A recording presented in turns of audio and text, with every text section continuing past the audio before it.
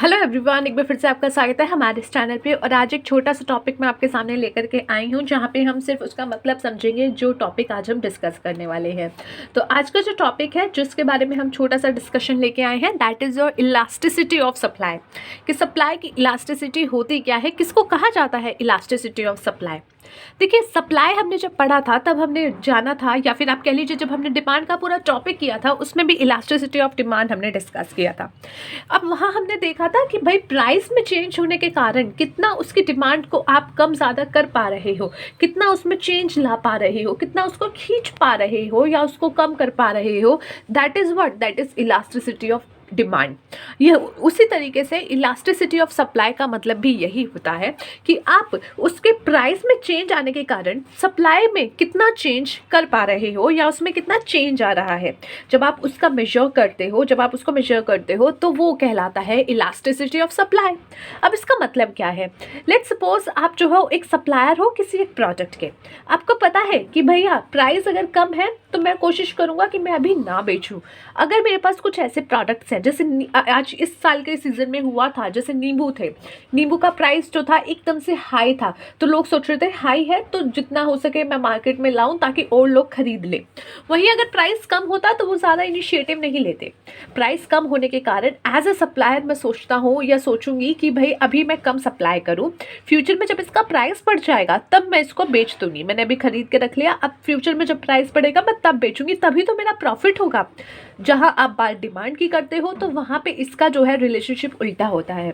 वहाँ प्राइस कम होने पे आप ज़्यादा डिमांड करते हो कि भैया सस्ता मिल रहा है, खरीद लेते हैं।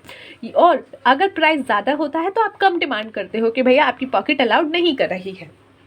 तो ऐसे सिचुएशन में प्राइस एंड आपका डिमांड, इनका एक नेगेटिव रिलेशन चलता है, बट सप्लाई के साथ इसका एक पॉजिटिव रिलेशन चलता है कि अगर प्राइस कम होगा तो सप्लाई कम की जाएगी, प्राइस ज़्यादा होगा तो सप्लाई ज़्यादा की जाएगी।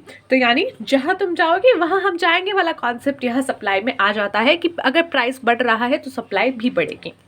अब यहाँ पे क्या मतलब हुआ कि भैया प्राइस बढ़ा, उसकी वजह से सप्लाई में कितनी बढ़ोतरी हुई है, ये मेजर करना आपका इलास्टिसिटी कहलाएगा। और प्राइस कम हुआ तो उसमें आपकी सप्लाई में कितनी कमी आई है, वो आपका प्राइस ऑफ इलास्टिसिटी कहलाएगा। अब यहाँ पे जब आप इलास्टिसिटी ऑफ प्राइस की बात करते हो तो ये चीज़ भी आप माइंड में रखते हो कि जो अदर फैक्टर्स हैं, अदर फैक्टर्स यानी कि सब्स्टिट्यूट गुड्स का प्राइस, आपके जो है जो उसका एक तरीके से जो उसके साथ गुड्स रहते हैं उसका प्राइस, या फिर दूसरे चीज़ें जो कि दूसरे फैक्टर्स होते हैं उनको यहाँ पे आप समझते हो कि वो उसमें कोई चेंज नहीं आया है, और सिर्फ प्राइस की बात करते हो कि प्राइस में चेंज आया है, वही आपका जो है यहाँ पे आप मेन लेके चलते हो। Elasticity of supply measures the responsiveness of the quantity supplied to the change in the price of the commodity, other things remaining constant। यानी बाकी चीज़ें जब आपकी कांस्टेंट रहती हैं, ये चीज़ सोच करके आप जो है देखते हो कि भैया प्राइस में जो चेंज आया है उसकी वजह से क्वांटिटी में सप्लाई में क्या चेंज आएगा। अब आप ये मत समझना कि भैया प्राइस में जो है कमी आई है तो सप्लायर जो है बिल्कुल ही कम कर देगा, सप्लाई नहीं करेगा। क्यों? कुछ गुड्स ऐसे होते हैं जैसे पैरिशेबल गुड्स हो गए। अगर आपने कहा कि भैया आज प्राइस कम है, मैं तो नहीं बेच रहा, मैं उसको अपने पास रखूंगा अपनी गोदी में बैठा करके, वो गुड्स 2 घंटे 4 घंटे 10 घंटे 12 घंटे बाद खराब होने वाले गुड्स हैं, उसको वो कब तक संजो के रख लेगा। और मार्केट में उसका प्राइस ऐसा तो है नहीं कि बहुत ज़्यादा बढ़ने वाले की उम्मीद है।